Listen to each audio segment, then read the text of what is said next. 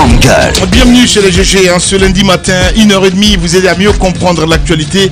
C'est le but de l'émission, évidemment, diffusée également sur Espace TV tous les soirs, à partir de 22h30. Vous nous écoutez en région sur Espace Cancan, sur 99 FM. Merci de votre fidélité. On s'intéresse évidemment à l'actualité. Bienvenue, bonjour Ahmed. Merci Lamine, bonjour. Bonjour Tamba. Bonjour Lamine. Mohamed Mara, bonjour. Bonjour Lamine. Bonjour à vous Roby. Bonjour. Bonjour mon cher Aboubacar Diallo. Bonjour Lamine. Allez. Bonjour Lamine, bonjour à tous. Voilà mon cher, allez, on s'intéresse évidemment à l'actualité, on ne peut pas passer inaperçu. Hein. Comment on qualifie en tout cas l'attentat du côté de Paris, Ahmed?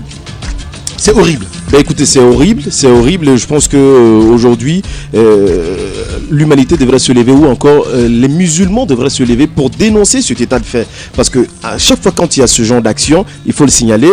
Ben bien évidemment, on n'attribue pas forcément aux musulmans, mais ça reste clair que ceux qui commettent ce genre d'actes prononcent on va pas dire des versets coraniques, mais des mots qui vous renvoient automatiquement à la religion musulmane. Quand on entend dire Allahu Akbar en commettant ce genre de forfaiture, moi je dis tout simplement que ce sont des bandits qui se déguisent, qui se cachent derrière une religion, parce que je pense que suffisamment les prêcheurs l'ont dit, les hommes, ceux qui connaissent la religion l'ont dit, la religion n'a pas demandé à agir comme ça en tuant son prochain. Donc je pense que ce qui est en train de se passer, il faut se lever et dénoncer. Oui, sur la toile, on a vu pas mal de personnes s'insurger contre ceux qui soutenaient un peu la France dans cette action. Moi, je dis tout simplement qu'il est important de supporter la France vis-à-vis de ce qui se passe aujourd'hui, parce que ce n'est pas seulement pour nous, mais c'est pour la progéniture, c'est pour le futur. Aujourd'hui, nous qui sommes présents, si nous ne défendons pas, c'est-à-dire en tant que religieux aussi, si nous ne défendons pas les vertus, si nous ne défendons pas la réalité, je pense que ceux qui viendront demain vont beaucoup plus souffrir que nous. Rien que pour ça, je pense qu'on devrait aussi soutenir la France dans ce qui est en train de se passer. Et on ne peut pas tuer son prochain de la sorte. On nous dit oui, à tel endroit, il y a eu tel mort. Ici, il y a eu 200 et quelques morts. J'ai dit bien, on ne reconnaît les vrais amis que pendant qu'on souffre.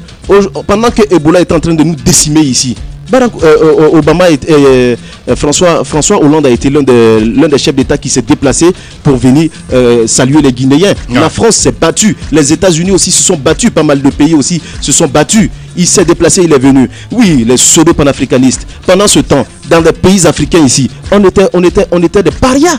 Les Guinéens ne pouvaient pas rentrer dans certains pays africains. Alors je pense qu'il faut sortir de ce carcan et dire la vérité. Ce qui s'est passé n'est pas normal et il faut voir de l'avant et mettre carte sur table pour se dire réellement la vérité. Voilà, allez, politique week-end, évidemment, nos reporters sont déployés sur le terrain. On a rencontré Lansana Kouyaté en parlant évidemment de l'islam. Lansana Kouyaté, Bandou Keita l'a rencontré, voici la réponse. Mais on oublie aussi que les pays musulmans ont été durement éprouvés par le même fanatisme. Je voudrais rappeler que les 4 califes éclairés, comme on les appelle, de l'islam, Sayyidina Abu Bakr, Sayyidina Omar, Sayyidina Osman et enfin Sayyidina Ali, sur les 4, il n'y a que Abu Bakr qui est mort de sa mort naturelle. Les 3 autres ont été assassinés. Et combien ont été assassinés après eux? Parmi les califes ou les imams, lorsque les chiites ont prôné l'imam, il y en a beaucoup. Si ce n'est plus la même expression, la même façon de tuer, ou les mêmes raisons même parfois, mais le fanatisme égale fanatisme. Il faut donc surmonter les émotions qui nous amènent à la haine les uns des autres quand on pratique ces religions de la façon la plus classique, la plus normale. Ceux qui commettent ce crime ne sont ni musulmans, ni autre chose que des obscurantistes qui partent de raisons données pour semer la mort et la désolation. Les grandes gueules. Voilà, Tamba, on a écouté Lansana Kouyaté, le président de PEDN. La particularité de l'attentat de Paris, c'est que c'est la première fois que ces terroristes font exploser. Ils se font exploser de cette façon, bien entendu, avec une stratégie qui rappelle un groupe islamiste précis. Mais Lansana Kouyaté dit quelque chose d'important. Il faut reconnaître qu'il est très difficile à l'islam de se départir, au terrorisme de se départir de la marque de l'islam. Parce que chaque fois qu'ils vont agir, ils vont utiliser le nom de Allah, ils vont utiliser le nom de Mohammed. Et finalement, ceux qui ne sont pas musulmans et qui ne comprennent rien à l'islam, les étiquettes de cette façon-là. Mais je vais vous dire, un des problèmes de la religion aujourd'hui, qu'elle soit chrétienne ou qu'elle soit musulmane, un des problèmes, c'est de pratiquer sa foi sans aucune intelligence. Et c'est du fanatisme, c'est même la définition du fanatisme religieux. On y croit tellement qu'on ne réfléchit même plus pour agir. Il y a pas mal de considérations que nous allons certainement soulever à l'intérieur de ce studio après avoir écouté ces personnes, mais ça mérite le regard de tout le monde, la réflexion de tout le monde. Voilà, Kouyaté qui propose Mohamed Mara. Là, de la politique, ça touche à tous les domaines justement. presque. Un, il faut qu'il y ait plus de solidarité dans la gestion de certains fléaux et que cela soit reconnu comme tel. Le fondamentalisme, l'extrémisme fait partie de cela. Tout comme les questions d'environnement, les questions de la grande criminalité transfrontalière, la question de blanchiment d'argent, etc., etc. Ça n'appartient à aucune nation. Donc il faut une véritable solidarité, un plan d'action universel. Mais ce plan ne peut prospérer que quand on donne au monde un leadership éclairé. Est-ce que, Monsieur le Président, le monde ne se contredit pas? Parce qu'il paraîtrait que ces hommes-là sont aussi soutenus par ces grandes puissances. Écoutez, je ne parlerai pas de soutien, mais je parlerai de passivité face à leurs sources de financement. Parce que qui dit État islamique, qui dit État islamique pour l'Afrique de l'Ouest, l'ancien Boko Haram, dit tout de suite financement. Ça vient d'où? Les grandes gueules. Ça vient d'où? Absolument, la question, il faut la poser aujourd'hui. D'abord, trouver des solutions au terrorisme, il faut forcément d'abord en déceler les origines. Et surtout, tout ce qui en constitue, disons, les terreaux fertiles. Ouais. Parce qu'aujourd'hui, c'est vrai que dans un premier temps, tout le monde d'abord regarde vers le Proche et le Moyen-Orient, mais n'oublions pas que le phénomène aussi existe chez nous, ici en Afrique. Ben oui. Boko Haram est un exemple. Tamba a dit une chose très intéressante. Il faut aujourd'hui qu'on reconnaisse que le problème existe.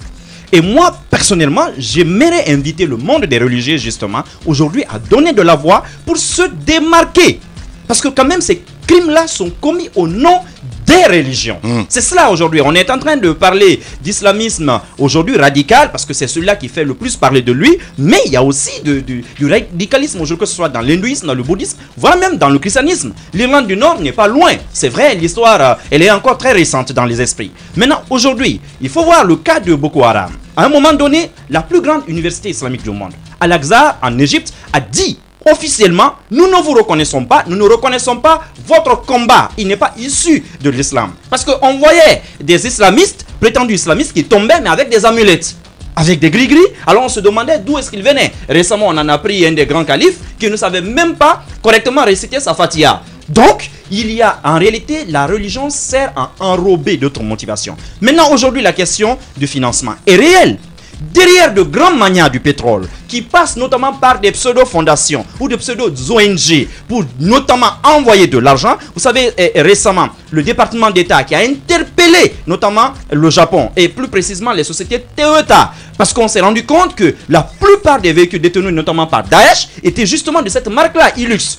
Et ils ont dit que eux, personnellement, ils n'ont jamais envoyé des véhicules vers ces groupuscules-là. Mais cependant, on est dans un monde globalisé où vous ne pouvez pas vendre aujourd'hui un stylo sans savoir tout le pourtour, tout le contour et tout le cheminement jusqu'à destination. Alors, qui sont ceux-là qui ont leur important généralement en dollars et en euros, mais qui vont justement les financer? Tout le monde sait que la plupart, notamment Ben Laden est un cas flagrant, on se rappelle tous, qui a autrefois collaboré avec des services secrets occidentaux. La plupart de ces jeunes aussi, parce qu'il ne faut pas aussi oublier, il y a des problèmes internes même en Europe aujourd'hui. Bien. Ceux qui se sont fait exploser ne sont pas tous arrivés de l'étranger. Ce sont des Français, nés de deuxième ou de troisième génération, mais qui vivent un malaise. On doit aussi se poser la question aujourd'hui, qu'est-ce qui peut désespérer un jeune homme qui a l'avenir devant lui au point d'aller se faire exploser? Donc les questions, c'est à poser, mais les sources de financement, généralement, les services secrets de ces grands pays les connaissent. Bien.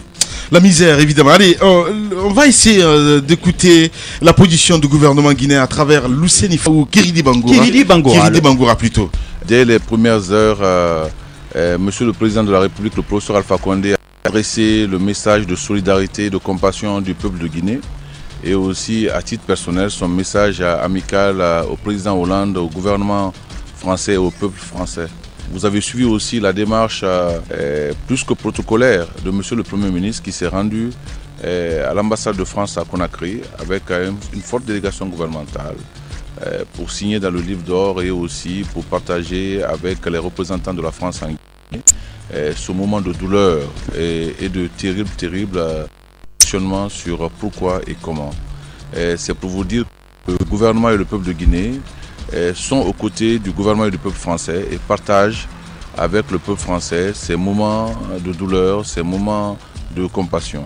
Les grandes gueules. Roby, on a écouté Kéridi Bangoura. Écoutez, c'est naturel hein, que le gouvernement de Guinée accompagne les Français en solidarité après avoir vécu ce terrible événement, tout comme le gouvernement français, Ahmed l'a rappelé, nous a accompagnés lorsque nous vivions nous aussi des terribles événements. Mais ce que je voudrais dire ce matin, c'est autant il faut interroger la responsabilité des religieux qui ne disent pas assez puisque les terroristes utilisent notamment cette question religieuse à fond pour commettre leur forfaiture, autant il faut aussi interroger la politique extérieure des puissances, notamment de l'Occident. Parce que si nous prenons les statistiques, nous nous rendons compte que depuis 2011, le monde n'est plus... depuis le 11 septembre des États-Unis, le monde ne vit plus en paix. Le monde vit dans la psychose d'attentats terroristes, de guerres, etc. Autant la France a été responsable, ou l'Occident est responsable dans le bourbier syrien et dans le bourbier libyen, d'où vient d'ailleurs la plus grande partie des contingents de terroristes, parce que nous sommes rendus dans les informations que le Syrien, un des Syriens qui avait participé à cette attaque-là, était rentré tout récemment dans la vague de réfugiés des migrants qui entraient en Europe. Les preuves démontrent aujourd'hui qu'il ne faisait pas partie. Il a plutôt fait une substitution d'identité. Et que d'ailleurs, un autre Syrien qui a été arrêté en Allemagne en possession des armes, avait aussi fait légalement une demande d'asile. Donc cela pose énormément de questions sur autant de procédures. En Syrie, nous parlons de 240 000 morts, dont 12 000 enfants. Personne ne s'en émeut essentiellement. Mais la question n'est pas là. La question, c'est que autant on situe la responsabilité des hommes religieux qui, à un moment donné, doivent sortir dans les médias, dire à tout le monde que ces gens-là qui prêchent la violence en utilisant... Parce que la question religieuse, elle est une question très sensible. Très sensible. Beaucoup de gens y vont émotivement. Beaucoup de gens sont convaincus lorsqu'on utilise le nom de Allah et des versets coraniques. J'ai envie d'y aller parce que je crois, parce que c'est mon idéal. Donc les bandits, comme ils utilisent des arguments, autant les hommes politiques ont utilisé d'arguments pour faire la guerre en Irak, pour faire la guerre en Syrie, pour faire la guerre en Libye, autant ces bandits-là aussi ont trouvé comme arme utile d'endoctrinement des jeunes qui sont prêts à se sacrifier à la religion. Donc aujourd'hui, l'Occident doit revoir sa politique extérieure, sinon le monde ne sera plus comme avant. Voilà, évidemment. Bandou Keita a posé cette question à Faya en ce qui concerne les attentats du côté de Paris. Justement, et on lui a demandé est-ce que ce ne serait pas des conséquences aujourd'hui de la géopolitique telle que pratiquée par la France? Voilà, la réponse de Faya Milimono. Je ne suis pas d'accord avec cette vision des choses. Les gens vont souvent avec des associations quelque peu biaisées. Ce n'est pas parce que la France a une position sur le plan de sa politique étrangère que des innocents doivent être victimes. Je crois qu'il y a d'autres créneaux qu'on peut utiliser pour dénoncer si nous pensons qu'il y a des dimensions de la politique étrangère française qui ne correspondent pas à la vision des choses de certaines personnes. Ces personnes peuvent directement interpeller les autorités françaises et les condamner. Mais de là à prendre une action terroriste qui visent des innocents, qui vont dans un, si vous voulez, dans un événement culturel, ou qui sont simplement en déplacement, ou qui vont dans un restaurant, je trouve que on ne peut pas justifier ce genre d'actes à travers la politique étrangère d'un pays. Les grandes gueules. Oui, je suis sur un plan d'accord avec Dr Faya Milimono que rien ne justifie la violence et que par-delà, on puisse par des actions débridées de cette nature aller ôter la vie à d'autres personnes. Dieu même a rendu la vie hautement sacrée. Mais je pense que Roby a raison, je partage son point de vue. Je pense que c'est important aujourd'hui que l'Europe revoie son fusil d'épaule, que l'Europe change de bésicle vis-à-vis de la conduite de sa politique étrangère. C'est extrêmement important. On ne peut pas exporter et imposer la guerre chez les autres et espérer avoir... Je pense que, non, il faut avoir une pierre au niveau de son cœur pour ne pas s'émouvoir de ce qui s'est passé, de ce que la France a vécu vendredi. C'était le vendredi 13, un vendredi d'horreur, d'atrocité.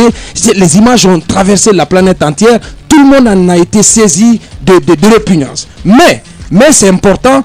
Et ce qui s'est passé depuis de longues années dans le Proche et dans le Moyen-Orient, où on a déstructuré des États, ce qui se passe en Libye. Vous voyez, la Libye ne ressemble plus qu'à un champ de ruines. Et on a tué Kadhafi et en lieu et place, on se bat pour instaurer une démocratie. Ça ne justifie pas. Je l'ai dit. Non, quand même, c'est important. Je l'ai dit. Rien ne justifie la violence. Rien ne justifie que par des actions d'obscurantisme, comme l'a rappelé Lansana Kouyaté, qu'on vienne ôter la vie à d'innocents.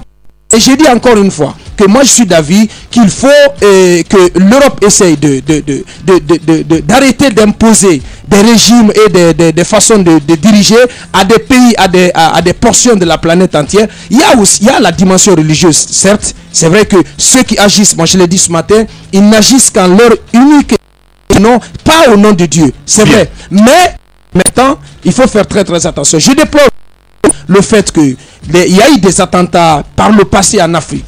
On ne peut pas rappeler tout le long chapelet d'attentats sanglants commis par Boko Haram, par les Chebabs dans la Corne de l'Afrique et par tous les groupes djihadistes dans le Nord Mali.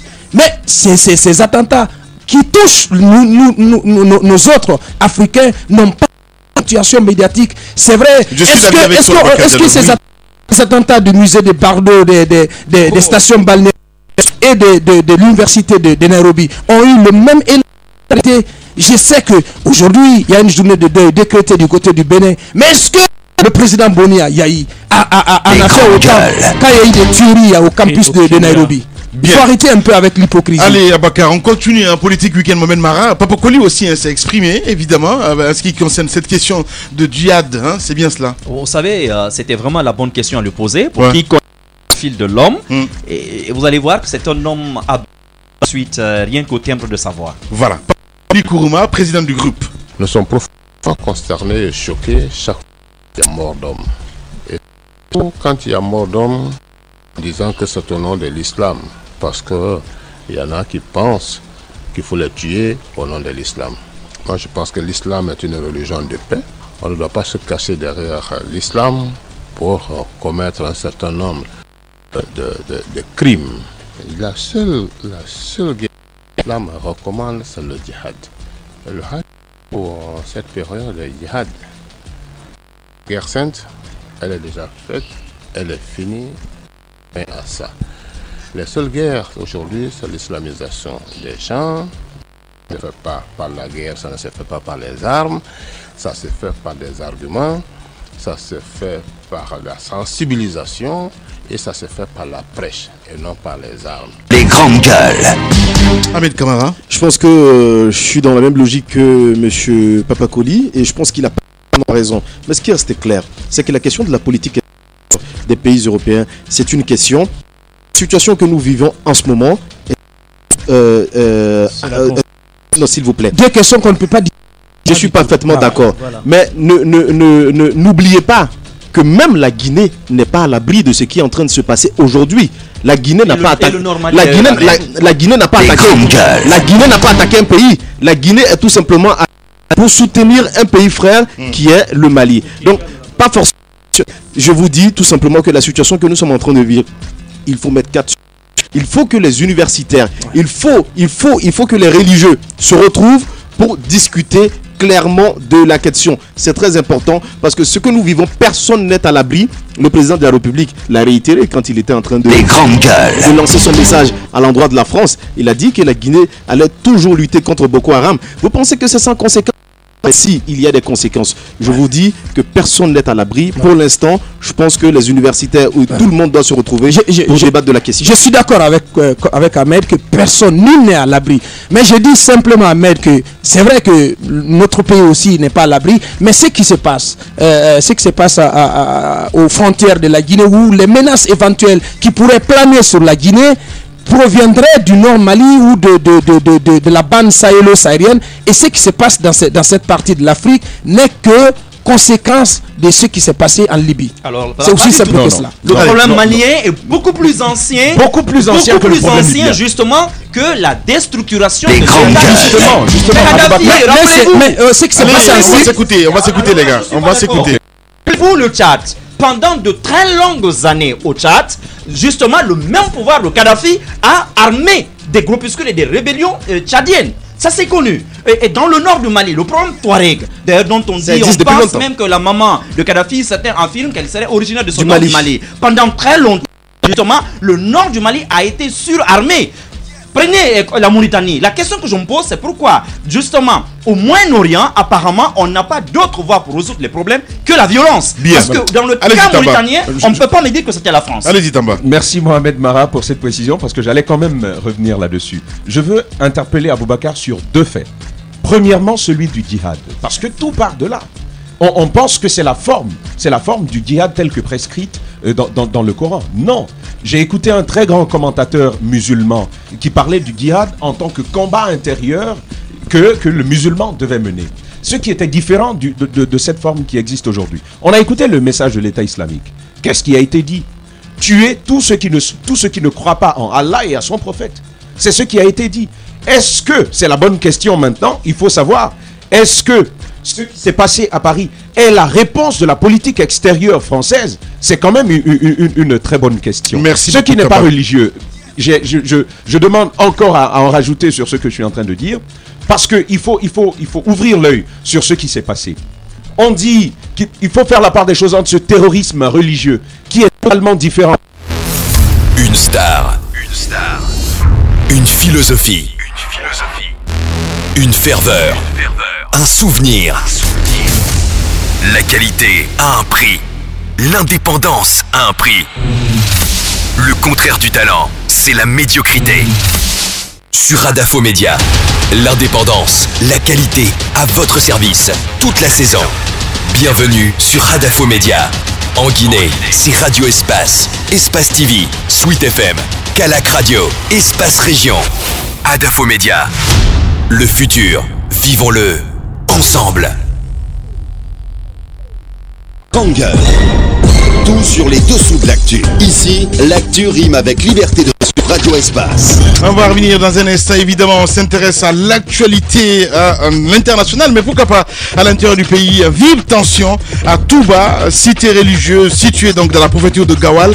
Après les affrontements hier, donc un bilan de 2 morts et de plusieurs blessés a été comptabilisé sur place. On parle d'exertion policière. Donc de ces tensions, un projet de construction d'une nouvelle mosquée. Quel est le climat sur place? On va essayer d'avoir plus d'infos là-dessus avec Honorable Ousmane Gawal, député uninominal de Gawal, donc que nous allons appeler ce matin dans cette émission. Et aussi on nous apprend en direct dans l'émission, on va savoir un peu plus viol sur un mineur, un consul donc pointé du doigt. Donc on va essayer d'appeler Moussa Yoroba sur le terrain qui va nous dire un peu plus tard dans l'émission. Continuez à réagir, GG au 437, sinon vous partez sur le site de la radio, le www.espacefmguinée.info. On marque une petite pause de 3 minutes et on revient dans un instant sur Espace TV.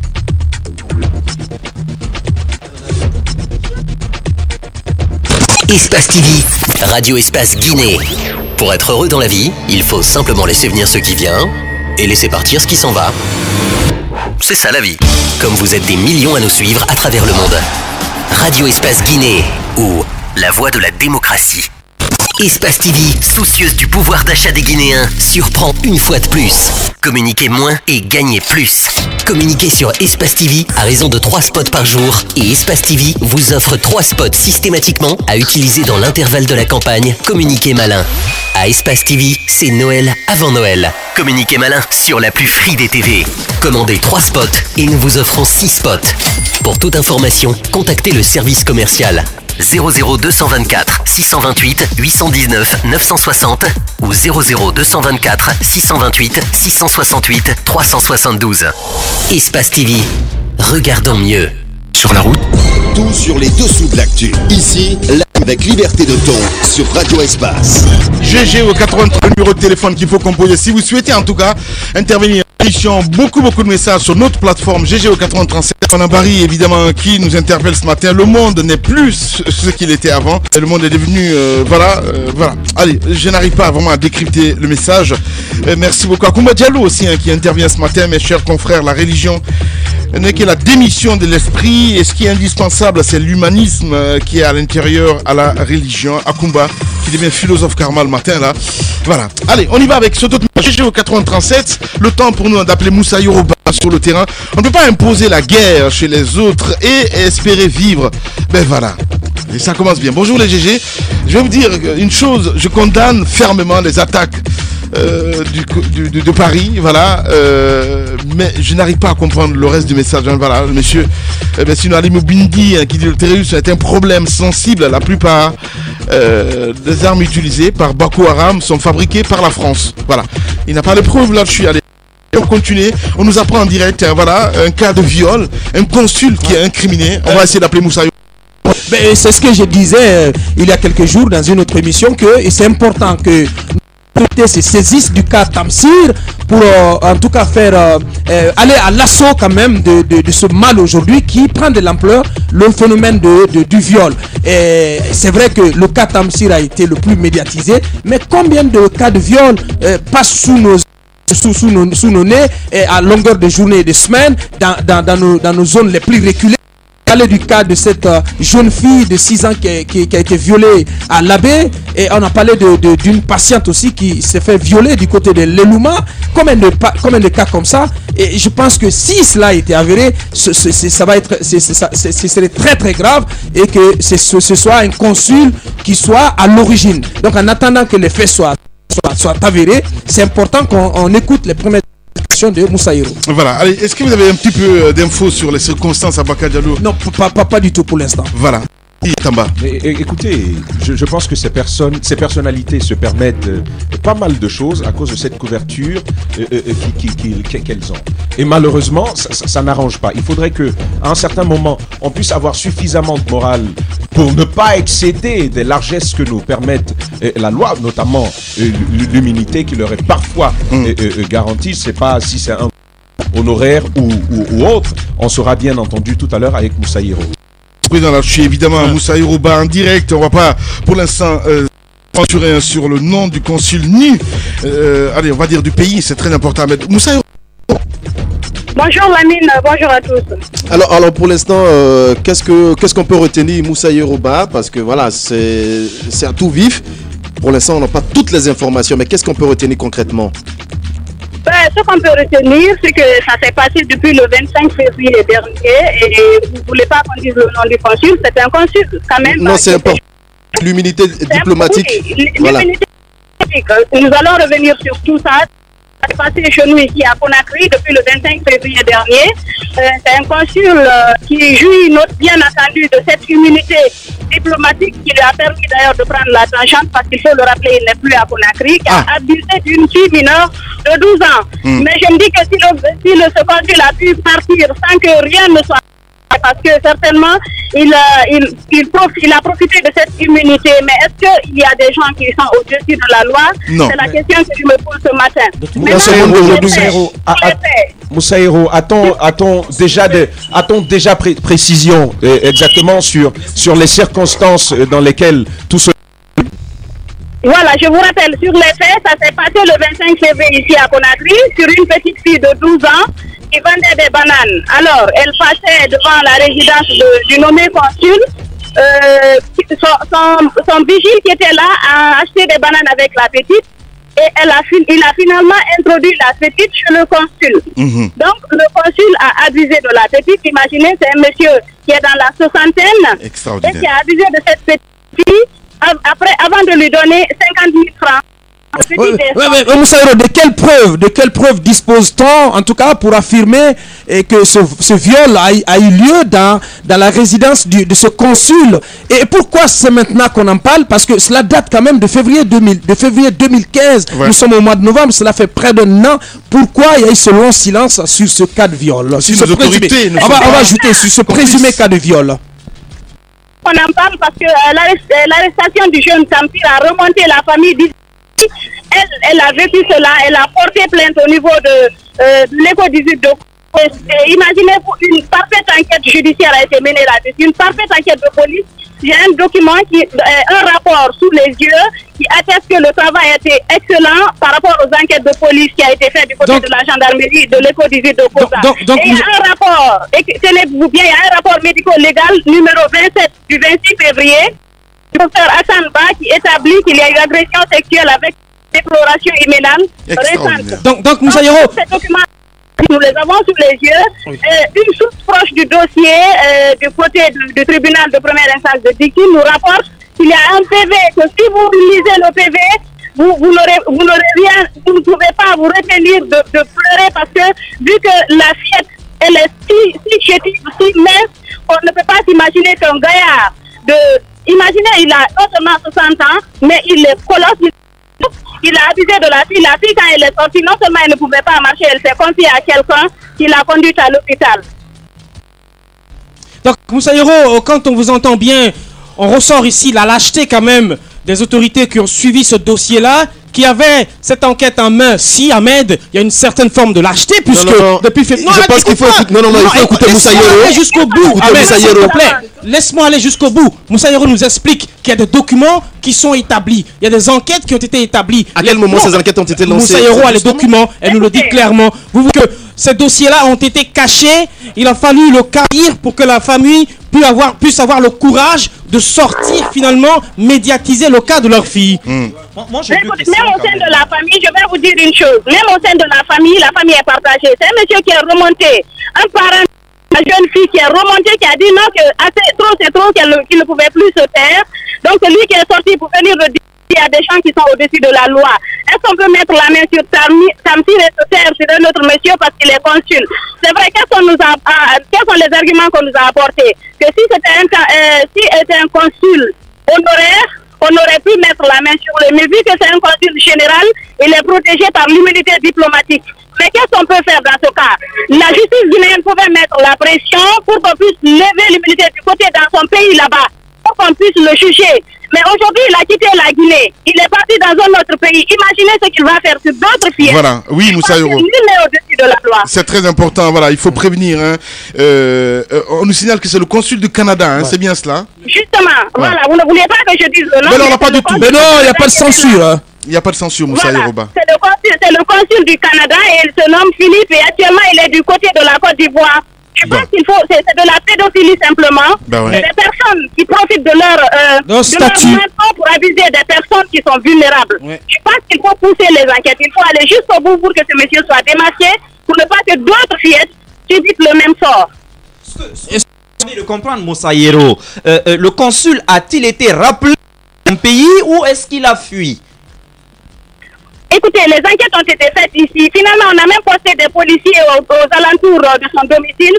Mais le monsieur, finalement, il s'est muré complètement. Il s'est enfermé chez lui, il est resté là-bas. Je ne sais pas s'il y a eu une certaine complicité pour aujourd'hui. Quelque part, on va nous édifier là-dessus pour savoir si oui, plus de son départ, il a été rappelé dans son pays finalement.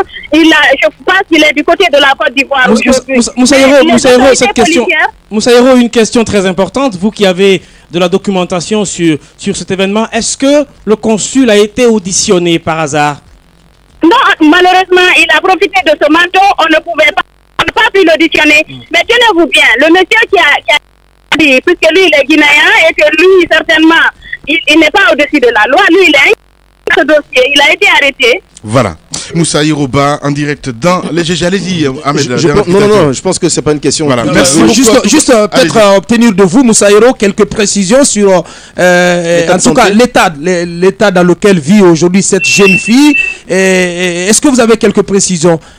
Comment se porte-t-elle?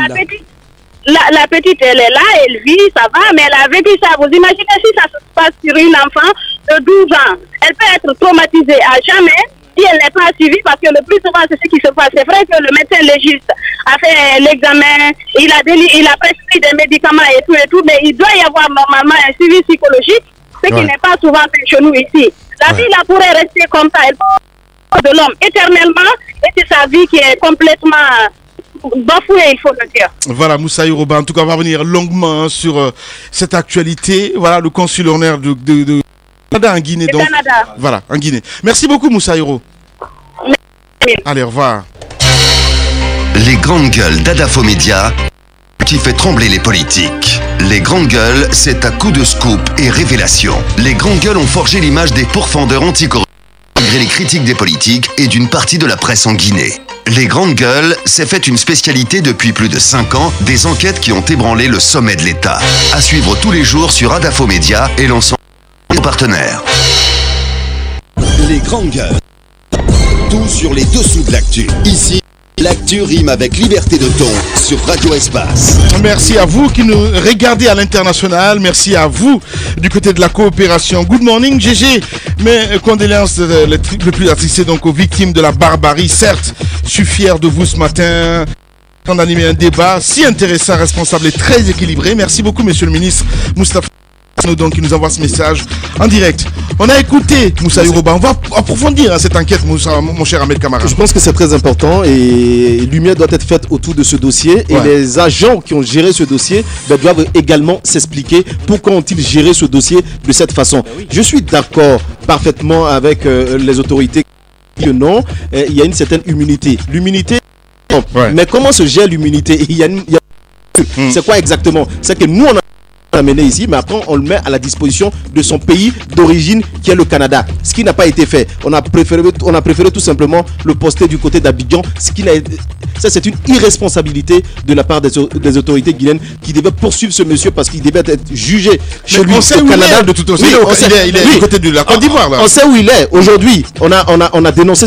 C'est pourquoi je dis que les agents qui ont géré ce dossier, les autorités qui ont géré, on ne peut pas me dire que sûrement le ministre des Affaires étrangères, je comprends, ils sont tous bien. informés. Tu vas en venir, Ahmed. Je comprends très bien. Il est important aujourd'hui qu'on nous dise qui a fait quoi dans ce dossier. Et chacun doit s'expliquer. Si des ministres, bien évidemment, sont complices de cette situation, si des agents de la police sont complices, ils doivent être arrêtés et jugés, condamnés également pour trahison. Parce que moi j'appelle ça trahison. D'accord avec toi. Attention au mot, hein. Allez-y. Ah oui. Le monde, ils ont trahi le peuple. Bien, allez-y. Le monde est un peu... Il y a des institutions judiciaires sous-régionales qui existent. Il y en a cette haute cour africaine de justice qui est en construction. Je veux même pas parler de l'immunité parce que c'est parfois qui me donne des maux de tête. Bien. Non, franchement. Mais après il y a des ONG. Ahmed, oui, pourtant il faut l'accepter. Non mais malheureusement ça n'arrange pas. Voyez par exemple ce qu'ils font. Voyez par exemple ce qu'ils font avec la Cour africaine de justice. On dit quand il y a un président qui se rend coupable de crimes contre l'humanité, crimes graves, il faut quand même le protéger parce qu'il a l'immunité. Ça, ce n'est pas à accepter. Mais ONG qui existent, il y a des institutions qui existent, qui militent en faveur de l'enfance. C'est le lieu et c'est le moment de se saisir de la situation. Mais il y a le garde qui a été interpellé. Pourquoi est-ce que celui qui n'a fait qu'introduire la fille à l'intérieur il n'a pas fait qu'introduire, il a introduit. Non mais je vais vous dire pourquoi je dis qu'introduire. Par rapport à celui qui l'a donné, qui a le plus de responsabilités devant la loi. C'est injuste. Le monde est très injuste.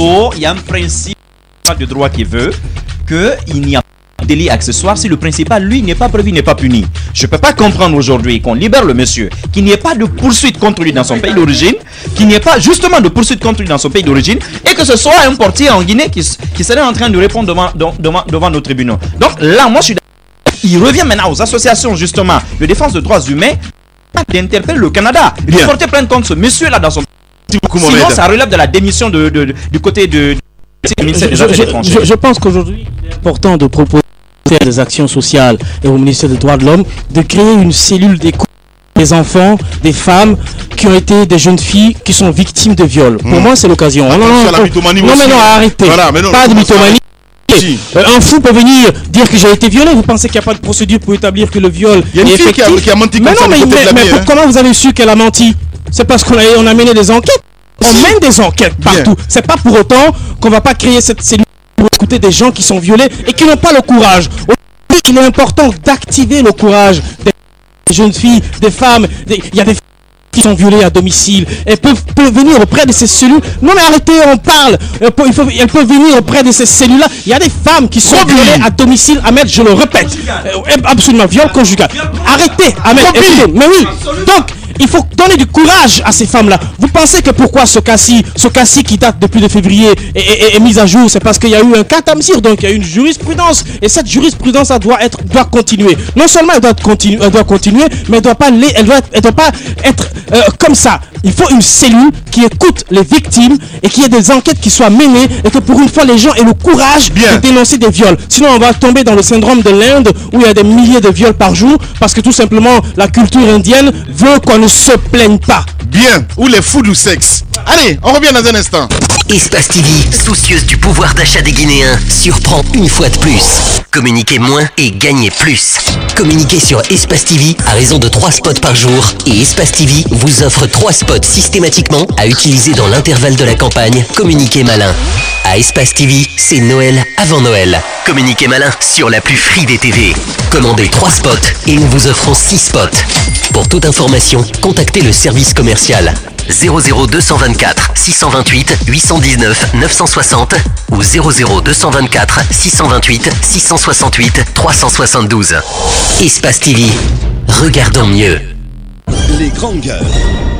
Tout sur les dessous de l'actu. Ici, l'actu rime avec liberté de ton sur Radio Espace. Encore une demi-heure à passer ensemble. Grand merci à Abdoulaye Kamara à la réalisation de cette émission ce matin sur Espace TV. Beaucoup de messages sur notre plateforme GG au 8037. Salut Lamine.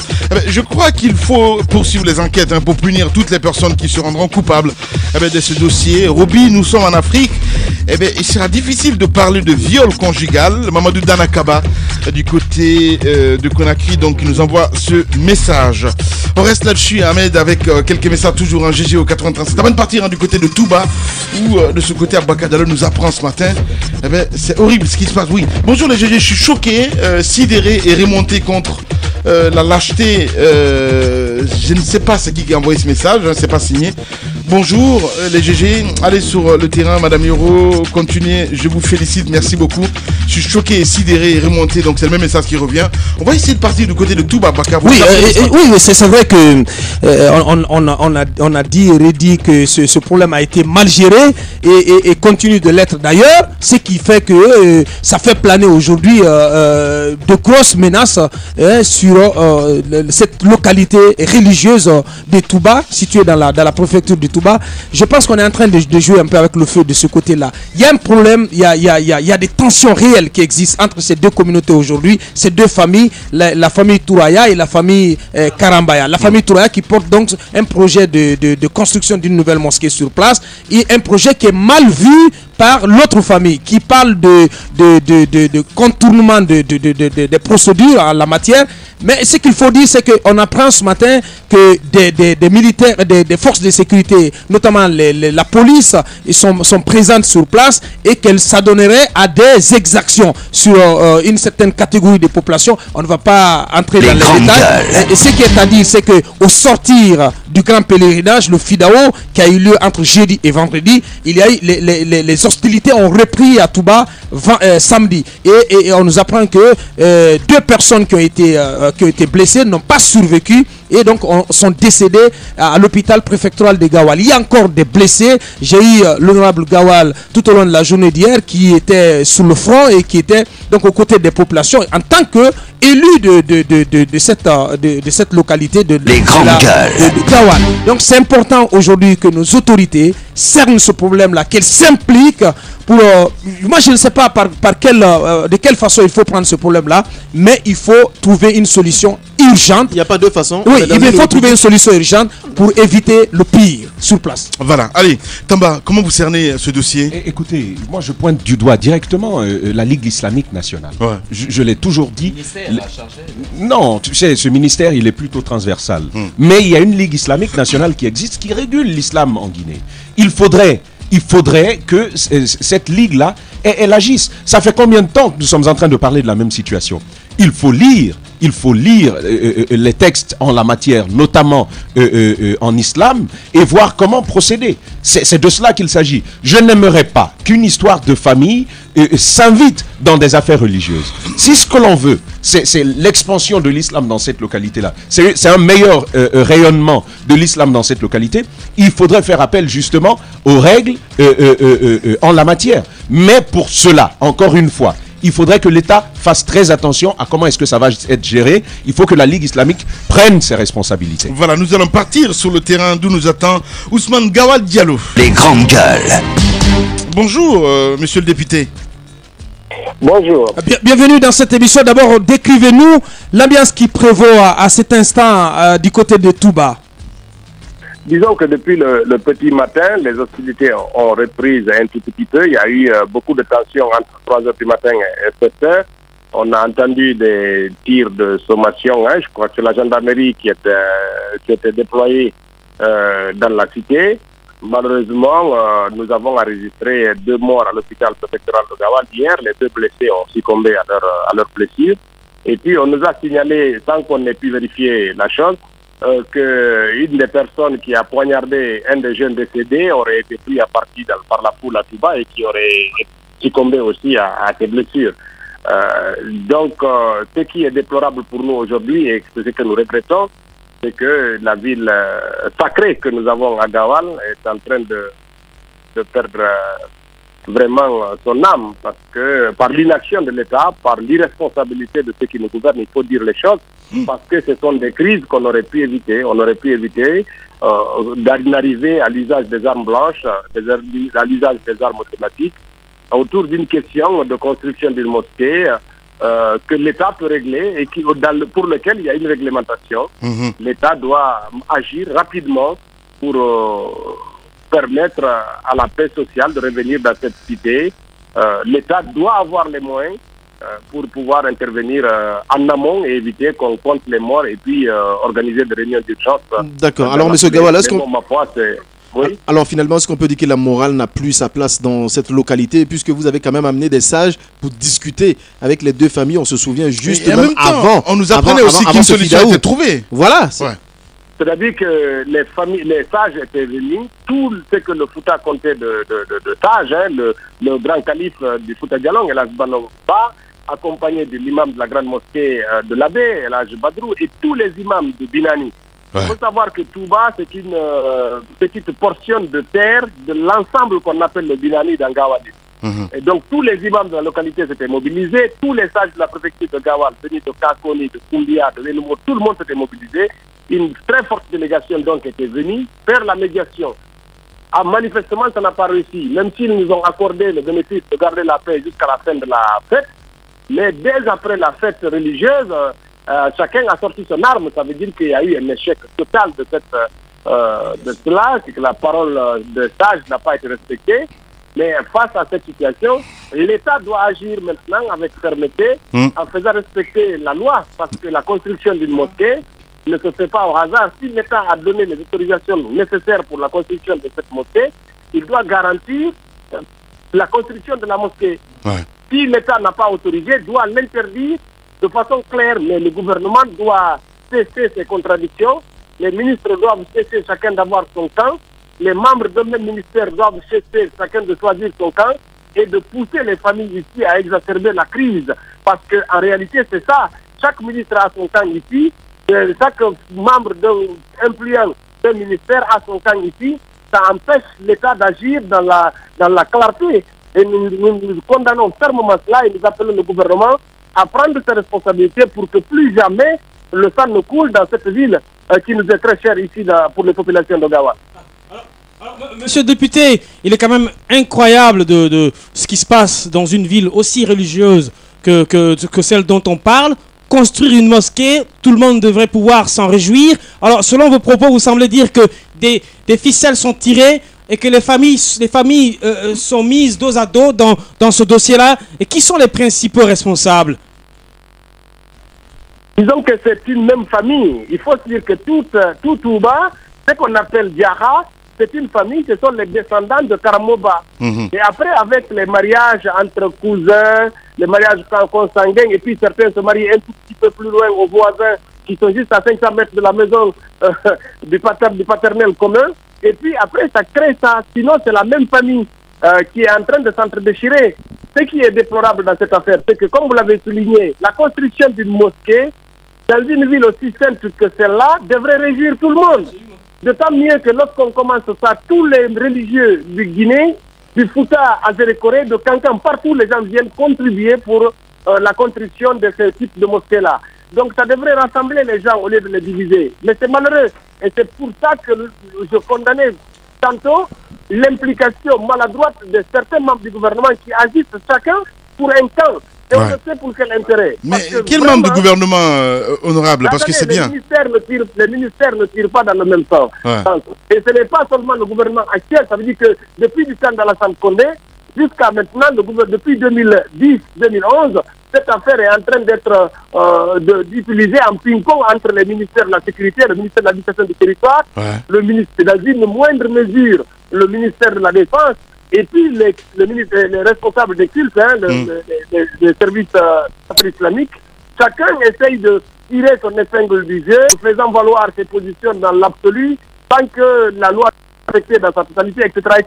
Bien. Et maintenant, là, vraiment, nous devons savoir clairement quelle est la position officielle du gouvernement sur cette question et quelle disposition le gouvernement doit prendre pour que sa position soit respectée sur le terrain. Et ça, c'est ce que nous attendons d'un gouvernement responsable et soucieux dans notre localité. Voilà, allez, on peut dire que le calme est revenu hein, du côté de Touba. Est-ce qu'il y a des arrestations, entre autres, monsieur Gallo? Normalement, on n'a pas vu débarquer. Moi, j'ai quitté là-bas hier soir. On n'a pas vu débarquer ici à la prison centrale de Gawal des arrêtés.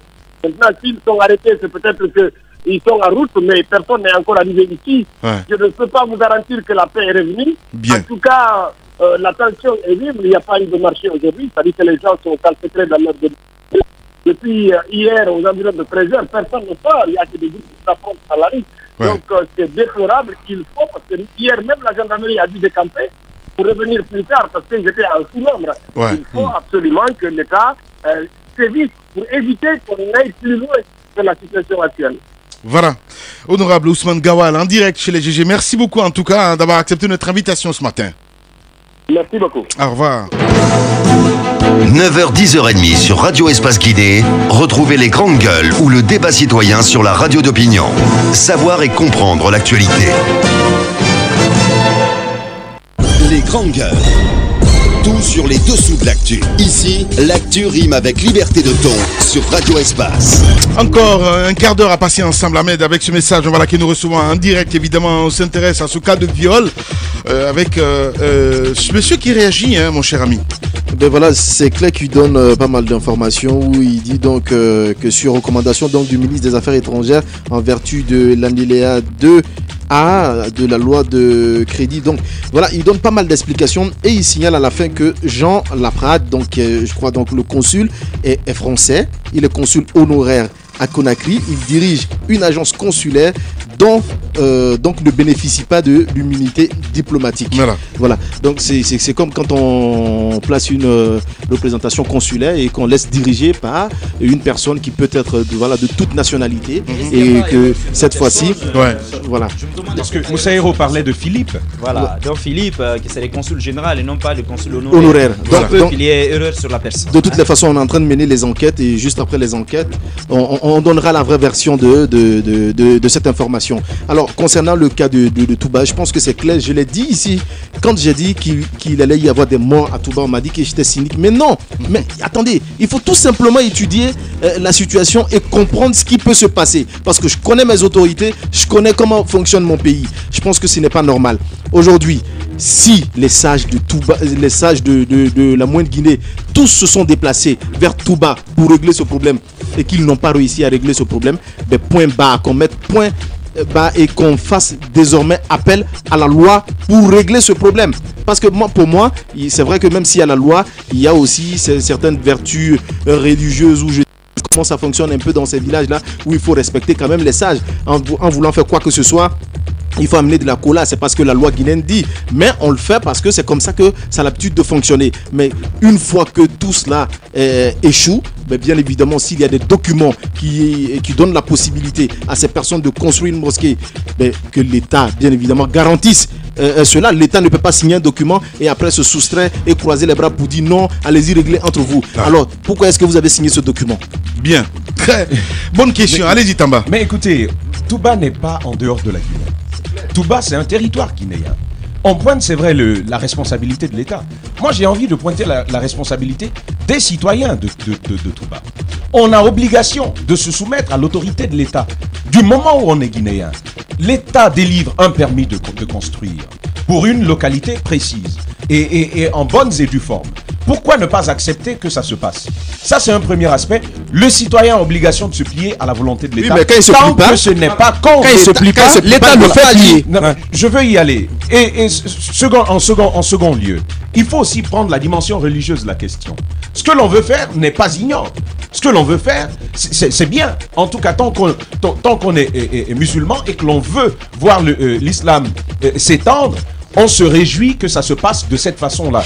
Pourquoi est-ce que l'on s'oppose à cela si ce n'est pas une question, encore une fois, d'intérêt? Je pense, comme je l'ai dit, ils ont l'obligation de se plier à ça. Arrêtons toujours de pointer l'État. Pointons-nous nous-mêmes parce que nous avons nos responsabilités. Allez-y, Mohamed. Il y a des questions dont nous nous sommes dessaisis à travers un contrat social et que nous avons confié à l'État.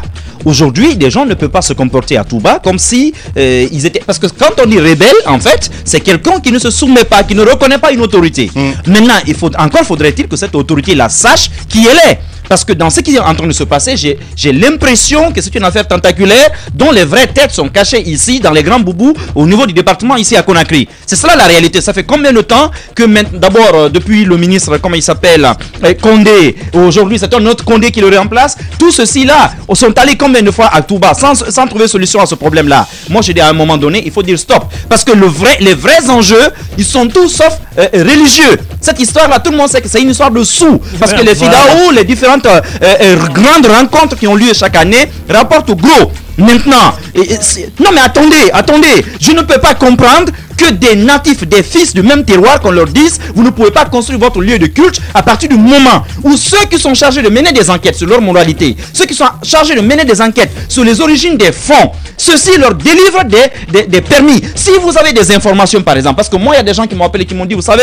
les promoteurs de cette mosquée-là, il y en a un qui était dans le nord du Mali. Mais apportez, par exemple, ces éléments, dans ce cas-là, d'enquête-là, aux autorités. Et voici ce que les autorités en feront. Mais à partir du moment où les gens ont des permis de construire, mais bon Dieu, surtout qu'on est du même sang, je ne peux pas comprendre aujourd'hui. Écoutez, il y a 3 mots qui sont en train de foutre notre monde en l'air. Ce sont les problèmes politiques et économiques, mais surtout les problèmes religieux. J'ai l'impression que si on ne fait pas attention, nous sommes en train d'adorer un autre Dieu, autre que Dieu, et que Dieu nous en délivre. Amen. Non mais, non mais c'est bien qu'on soit tous revenus religieux ce matin, mais oui. Ce que je voudrais dire, c'est que pour comprendre... Il y a une nouvelle religion. Évidemment, pour comprendre ce problème-là, il faut occulter l'aspect religieux. C'est vrai que c'est la construction d'une mosquée. Dès lors qu'on entend mosquée, on pense religion. Et dès lors qu'on entend Touba, on pense pèlerinage. On pense c'est l'incarnation parfaite, religion. Mais arrêtez. Allez-y. Trouvez la genèse de ce problème-là dans la gestion des fonds qui rentrent dans la construction de cette mosquée.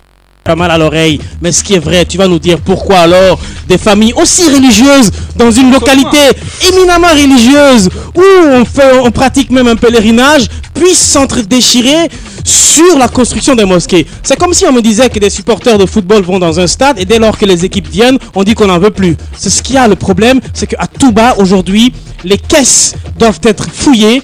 Qui gère la manne qui va construire, qui va... Si, Abaka, il faut se poser ces questions-là. Qui gère l'argent investi dans la construction de cette mosquée-là? Qui sont ceux qui construisent cette mosquée-là? Et quel est l'intérêt des uns et des autres? Parce que, apparemment, lorsqu'on entend le député Gawal, il y a des gens qui tirent les ficelles derrière. Bien. Non, mais moi je pense que l'État s'est totalement couvert de honte dans ce dossier-là. Et je suis pas d'accord avec. Je suis d'accord en partie avec Tambak. Et nous-mêmes, si les citoyens de Touba doivent pouvoir se soumettre à l'autorité de la loi, et parce qu'ils sont pas dans un no man's land. Mais il faut pointer en premier lieu. Il faut pointer en premier lieu. Non, d'accord. Mais tout ce que l'État pouvait faire. Allez-y, Abakar. Il faut pointer. Il faut pointer. Non mais allez-y, Abakar. Voilà, c'est la rébellion. Mais toi, tu vas comprendre tout de suite dans ce studio. J'ai dit qu'il faut pointer. Ouais. Allez-y, Abakar. Il passe pas à l'antenne de toute façon. Voilà. C'est compliqué. Mais non, c'est pas compliqué. C'est la rébellion. Il faut pointer. Non, je pense qu'on ne peut pas passer. On ne peut pas faire autrement. Il faut pointer en premier lieu la responsabilité de l'État. L'État s'est défaussé. L'État a courbé les chines devant ce que la chienlit qui est en train de se dérouler sous ses yeux du côté de Touba. On nous apprenait ce matin que la prière de l'aube n'a pas pu s'effectuer dans la vieille mosquée de Touba. Ce n'est pas possible. Je pense qu'à partir de là, c'est inacceptable. Il y a désordre à Touba. Il faut y mettre fin. Non, c'est important. Il faut y mettre fin. L'État doit prendre ses responsabilités sur place le plus vite que possible pour éviter le pire. Ce que l'État pouvait faire, c'était délivrer le permis de construction de cette mosquée-là. Attendez. Oui, mais des gens se posent, l'État doit rétablir l'ordre. Mais justement, vous parlez de responsabilité de l'État. Elle est en train de prendre sa responsabilité. Vous parlez de comment vous utilisez les termes de force de l'ordre, d'exaction et tout. Abakar l'a utilisé tout à l'heure, ces termes-là. Alors l'État prend sa responsabilité à ce niveau-là. Mais justement, ce qu'il faut dire, il faut pointer du doigt la responsabilité des citoyens de Touba dans ce dossier-là. C'est une ville religieuse, c'est une mauvaise presse pour cette ville-là. C'est un lieu où les gens vont pour le pèlerinage. Dans un lieu où les gens vont pour le pèlerinage, ne laissez pas en sorte que ces forces de l'ordre-là entrent avec leur kalachnikov pour tirer, parce que justement, Dieu va fuir cette région-là. Il n'aime pas entendre le bruit des kalachnikovs. Je suis pas religieux. L'État prend sa responsabilité. L'État délivre les permis. Ce sont les procédures. L'État donne l'autorisation de construire les mosquées. Alors eux qui ont les fonds, eux qui peuvent prendre la responsabilité pour eux de construire cette mosquée, doivent le faire dans la paix. L'État va donner les autorisations. Vous voulez encore que l'État prenne les pioches pour aller leur dire venez tenez, forcément courbez-vous, creusez la terre, construisons cette mosquée-là? Non. Merci. Responsabilité chacun. Responsabiliser chacun dans ce pays. Bien. Merci beaucoup, Roby. Bientôt on va te marabouter. Allez, merci à vous qui nous regardez à l'international. On a terminé ce matin. Merci. On va se retrouver demain pour un autre numéro. Passez une excellente soirée.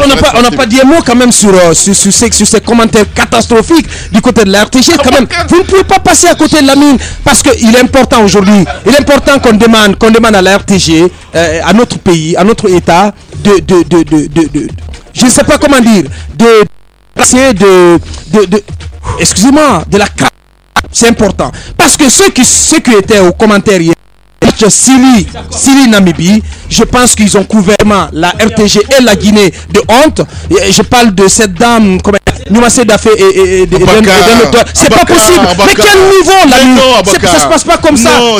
Non, Titi. C'est honteux. C'est honteux. Il faut laisser la place aux nouvelles générations. Merci beaucoup. Je suis d'accord qu'il faut laisser la place aux nouvelles générations, mais je pense que vous exagérez un peu, Abakar. Elle a fait ce qu'elle pouvait. Voilà. Et voilà. Moi je pense pas que c'était nul comme allez, merci à vous. On va se retrouver pour un autre numéro. On ne peut pas arrêter. On ne peut pas appeler les GG. C'est ça le problème. Grand merci à Mamoudé. Merci à vous qui nous écoutez à Cancan sur 99. Demain on se retrouve pour un autre numéro. Passez une excellente soirée sur Espace TV. Cette fois-ci, c'est pour de bon. Au revoir.